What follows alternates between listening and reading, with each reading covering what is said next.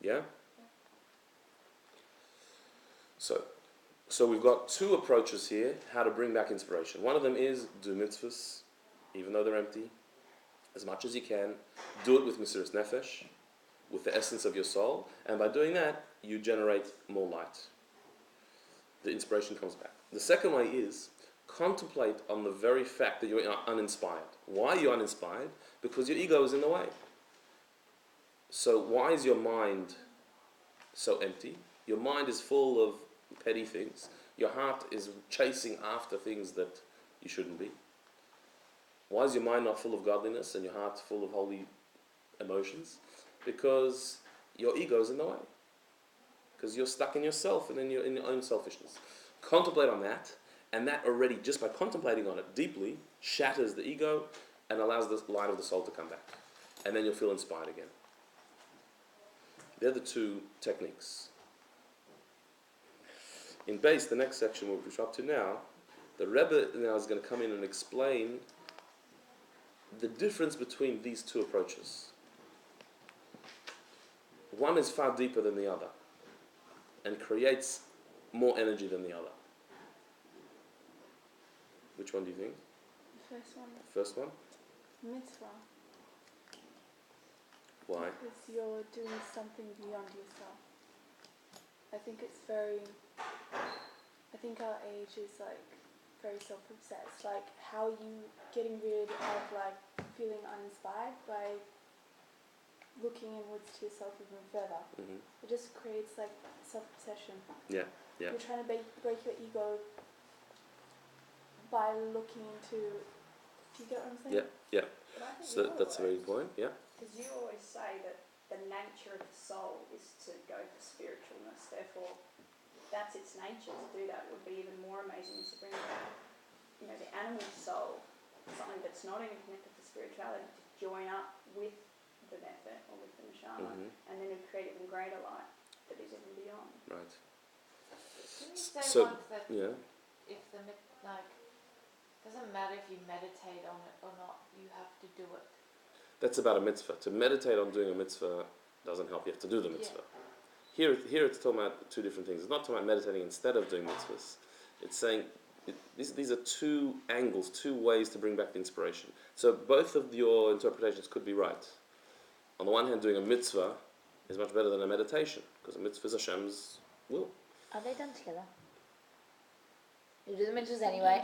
You could, but it's two different ways. Right. It's two different things. On the other hand, maybe a mitzvah is your nature, whereas the second way is breaking your nature. Let's have a look at the way the Rebbe explains it in base, in the second paragraph. This principle we said, that greater light is achieved through darkness. Through overcoming darkness, greater light comes. Which is the meaning of the end of the story, where the prophet says to the woman, you and your sons will live off the extra energy created through overcoming darkness.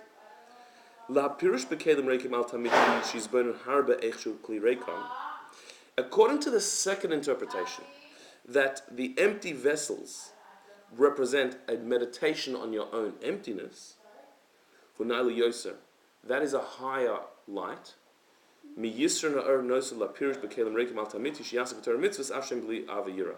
as opposed to the first version, which was that the extra is achieved through empty vessels, meaning empty mitzvahs, doing Torah mitzvahs without love and fear.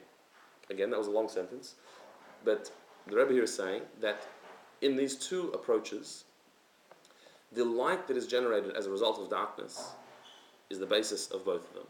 The darkness is the challenge, the uninspiration. Light is bringing light to overcome that challenge. And a light that overcomes darkness is a greater light than light on its own. Both of them have using the same mechanism.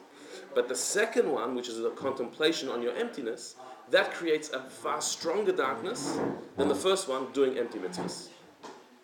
That creates a far stronger darkness, did you just say? Light, a stronger light to overcome the darkness. A stronger light. How so? How are we going to explain that?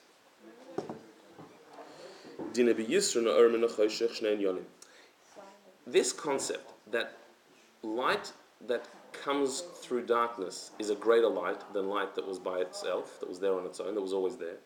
There's two ways of understanding that principle. What are they?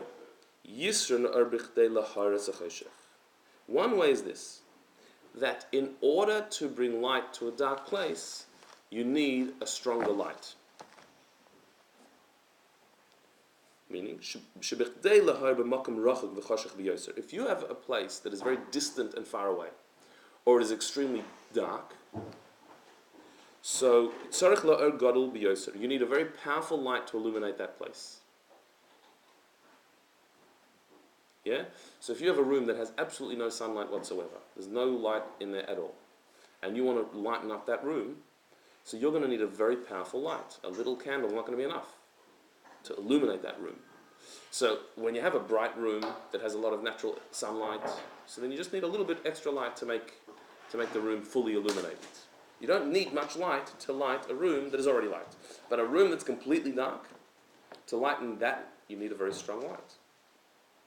Or if you want to light a far corner of the room, and you can't take the light there, you need a strong light that will reach the far corner. Distance and depth of darkness needs a stronger light. So the principle is, when you have darkness, the more darkness you have, the stronger light you need to produce to overcome that darkness. Yeah? Now, how does that work in spirituality?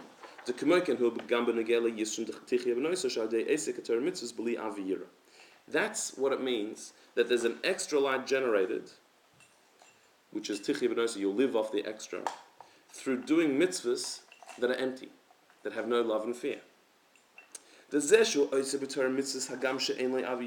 you're in a situation where you're going to do mitzvahs, you're going to learn Torah, but you have no desire to do it, you have no love in it, no fear, no inspiration, no motivation to do it, but you're going to do it anyway. So then why are you doing it? The only reason you're doing it is because of the deep and essential connection you have with godliness, where even if you're not in the mood, you're going to do it anyway, because the essence of your soul demands you to do mitzvahs. You're digging deeper than your revealed personality, which tells you not to do the mitzvahs, and because you're digging so deeply, that is able to illuminate you in your state of darkness. So that's a greater light to illuminate a deeper darkness. Again, if you are in an inspired mood to do a mitzvah, so then it's very easy to get up and do the mitzvah. You don't need to generate major light, major energy to do the mitzvah. You're already in the mood, so you just have to remind yourself that you're in the mood, and straight away you're going to do the mitzvah. When you're not in the mood to do a mitzvah, when you see no reason to do the mitzvah, when you're not motivated whatsoever, so then what's going to push you to do the mitzvah? Your heart is not in it. Your mind is elsewhere. So you have to dig deeper to the depth of your soul to do the mitzvah. You have to bring a deeper light to illuminate your darkness. Do we achieve that every time we do something when we don't want to? On some level, yes. Does it have to be, do you have to reflect on that thought? Like, I'm doing this because this is coming from my essence. Like, I'm going to do this with my essence. It depends how deep the darkness is.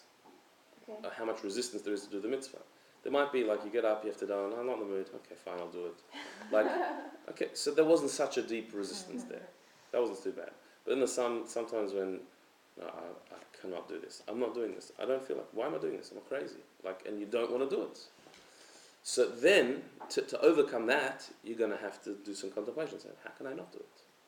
Sometimes it's not such an active resistance. Sometimes it's more like a blur. Do you know what I mean? Right. Yeah. So depending on how powerful... Not oh my gosh, I'm crazy for doing this. It's just can't be bothered. Okay. Right. Yeah. Right. So, but that itself can be a very strong argument. Can't be bothered. I really can't be bothered. So depending on how strong that argument is, will be how much you need to arouse the essence of your soul to overcome that. How deep your inertia is. and how committed you really are. And when it's really hard and you still do it, does that really access like the essence of your neshama, the part that's really hard to get to? Absolutely. As you can see from experience, that when you do a mitzvah that you didn't want to do, Then and it it's was much and it made no sense, your mind told you, no, I shouldn't be doing this mitzvah. It's just not, doesn't make any sense to me. Your heart is completely not in it. You have no. It's not an act of love. You're not expressing your love for Hashem because you don't feel that. So sometimes you And really you do it that. anyway. The feeling you get after that is a Right. very powerful flow of new energy. Right. That I just did something, and why is that for? Because you did it from the essence of your soul. So you've gone much deeper than if you were in the mood. You have to be careful that flow's not coming from like that God brownie points kind of thing, or the opposite, or the fear of like, oh, I don't want God to make it like a tip worse. Or like, Right. Here you don't even have that. Here that would be the minimum emotional way to serve Hashem is with fear, like that lowly fear of worried what's going to happen to me. Yeah. That's the lowest emotional way of serving Hashem. That's not Yiras Hashem, that's Yiras Ha'onish. You're scared of a punishment. It's a very lowly level. Or doing it for reward is the lowest level of love. That I love the reward. So I'm going to... He was saying, even that you don't have. You don't even have those feelings. It doesn't bother... Reward and punishment doesn't bother you at this moment. I mean, the only reason Torah has warnings about reward and punishment is for that baseline, basic level of serving Hashem. Like that's not love and fear. That the soul wants, loving Hashem and being in awe of Hashem. It's like a basic love and fear. Sometimes even that doesn't work. Even that you've lost. So, what do you fall back on then? Then you can only fall back on the essence of the soul that says, I've got to do a mitzvah, like I'm Jewish. And you only had to do that because you were in that situation. So therefore, it's the darkness that aroused this deeper light. And so that itself brings a greater light than had you not gone through this whole process. That's what it means. Yisra na'or haba min ha'choshech. The greater light that comes as a result of darkness. So that's one explanation of this process. Why do you become more inspired as a result of this? Why was this a good thing to go through, this uninspired time? Because uninspiration equals darkness.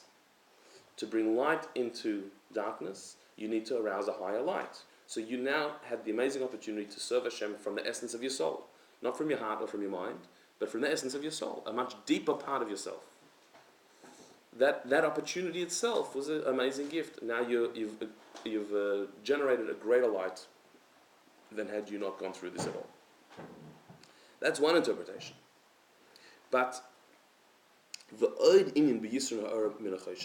there's a deeper explanation to the idea that light that comes as a result of darkness is even more powerful light than if it would not have had the darkness. There's another way of looking at that system, and that is this.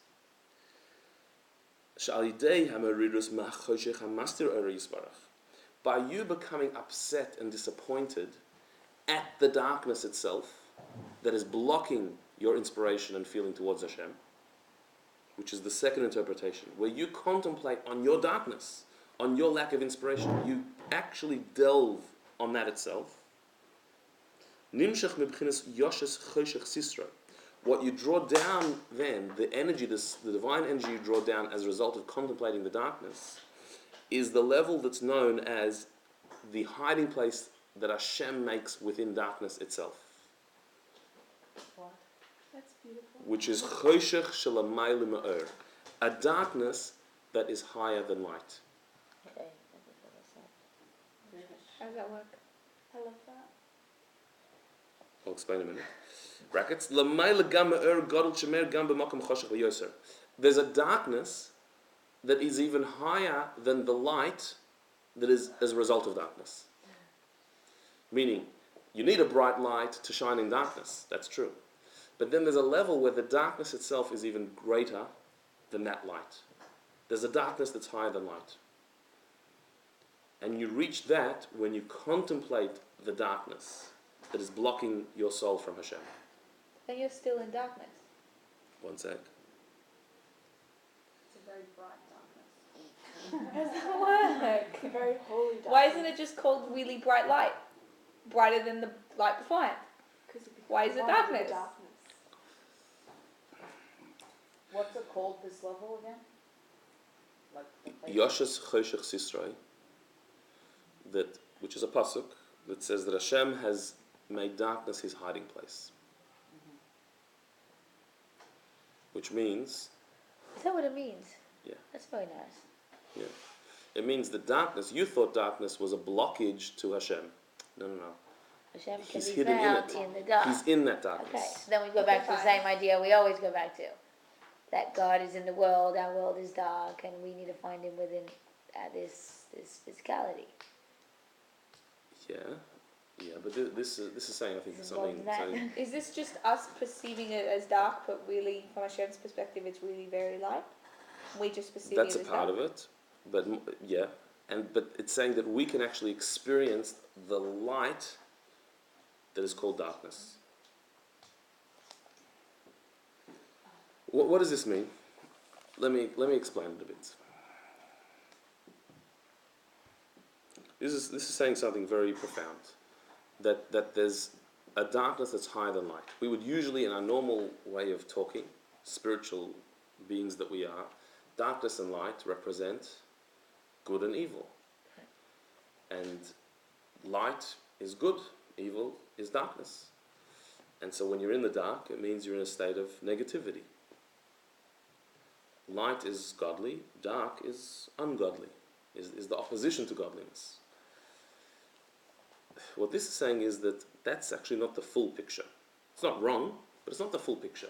Because there's another way of appreciating darkness. The darkness itself is not an opposition to light. In fact, it's on the same team. There's a letter of the Rebbe where the Rebbe asks the question about darkness. Is darkness an entity of itself, or is it merely the lack of light? There's two ways you can look at darkness. That Hashem created light, And dark. and when there's no light, when there's a lack of light, it's dark. Not because darkness is an entity of itself, it's just the lack of light. When there's no light, there's darkness. And the proof is that as soon as you bring light, the darkness goes away. Because all the darkness is a lack of light. So it's not a thing in and of itself, it's just the flip side of light. It's the non-entity of light. That's one way of looking at it. Or you could say, no, there's a thing called light and there's a thing called dark. They're two separate creations. Their relationship is that they can't hang around each other, they don't get on, so when one is around, the other one is banished. But they're two different things. Hashem created light and created darkness. There's two ways of looking at it. And the Rebbe says, so which one is it? Did Hashem create light and create darkness? Or did Hashem create light, and a property of light is when there's no light, there's darkness, but darkness is not a real thing. It's just a lack, it's just an emptiness, a void. So the Rebbe asked that question. So in answering the question, the Rebbe brings a whole list of sources from Torah, verses from Tanakh, statements in the Gemara, in the Medrash, in the Zohar, both ways. Some sources make it clear that light is a creation and darkness is merely the lack of light and nothing more than that. And then some sources say that no, Hashem created light and he created darkness as an entity of itself. What's the proof There of darkness? are sources for both in Torah itself. So which one's right? So the Rebbe says this is not a contradiction. The fact that Torah seems to say light exists, darkness is just a lack of light. And the Torah also says light exists and darkness exists as a separate entity as well. The Rebbe says it's not a contradiction. In fact, not only is it not a contradiction, but the second explains the first. One interpretation explains the other, it sheds light on the other. Yeah. And that's the end of the letter. Oh, he doesn't actually Which say one's how. first and which one's second? Oh, so no one actually knows? First, that light exists and darkness is just a lack of I was light. waiting for the Secondly, answer. that darkness is a I know thing because in I've itself. actually thought about this a number of times and I've been asked So this wait, question. if the first explains if the second explains the first, Oh, it says that one is an explanation of the other. It doesn't say which one is. Well, it could explaining just the be a other. property of darkness that it runs for light, but it is still a thing. Maybe darkness just moves. Isn't darkness the space between the light? Well, that's what Well, we're that's discussing. yeah, that it depends That means which it's not a opinion thing you in take. itself. That means If no. that That is- means it's in the absence of light. No, it's not. You just said it's the space between light. But isn't it I don't the know. absence of light? If there be no light, would there be darkness? Yes. So that's not the space between light. But no, light is the revelation of godliness. Godliness doesn't itself have a form. Darkness has a form in which the revelation of godliness can be, I don't know, put into some sort of matter. Darkness is the matter, light is light. Light is not matter. That's how I understand it. It's the outside. When we learn it in Tanya. So I think what the Rebbe is saying is this. There's a teaching of the Arizal that says that we say in our davening, Yotzer Or V'Or Choshech, which is one of the proofs that the Rebbe brings, that Yotzer Or V'Or Choshech means, it's a pasuk, we say it in davening, that means that Hashem forms the light, creates darkness. Yotzer Or V'Or Choshech. It's one of the blessings of the Shema in the morning. Hashem forms the light and creates the darkness, which is a clear text, proof that Hashem created darkness. The Arizal points out that we say Yotzer Or V'Or Choshech, that he forms the light and creates the darkness. It's a different verb used. Forms the light and creates the darkness. Why is it specifically that way around? Because we know that the Kabbalah speaks of 4 worlds, 4 levels of existence. We live in the world of Asiyah, the world of action. Above us is the world of Yitzirah, the world of formation, a spiritual world. Beyond that is the world of Bria, the world of creation. And higher than that is the world of Atzilus, the world of emanation. They're the 4 worlds spoken about in Kabbalistic writings. In talking about light and darkness, it says Yotzer Or V'Or Choshech. The word they used for light is Yotzer, that Hashem forms the darkness, similar to the world of Yitzirah, the world above ours. The word used for creating darkness is Boire Choshech, creates darkness from the world of Bria, the world 2 worlds removed from ours. So the Arizal says that light and darkness are both actually the same thing. There's light and there's light. Light is light from the world of Yitzirah, 1 world removed from ours, close enough in proximity to our world that we can perceive it and experience it for what it is, which is light. There's another version of light, a higher version, that comes from the world of Bria, 2 worlds removed from ours, and because of its lofty source, it's too high for us to experience for what it really is. So when we receive it, we don't receive it as light, we receive it as darkness, as the lack of light. And that could Not be on a because high it's level. less than light, it's because it's more than light. Because it's a higher light, but it's too high for us to perceive for what it really is, as light. So we don't get it, we receive it as darkness.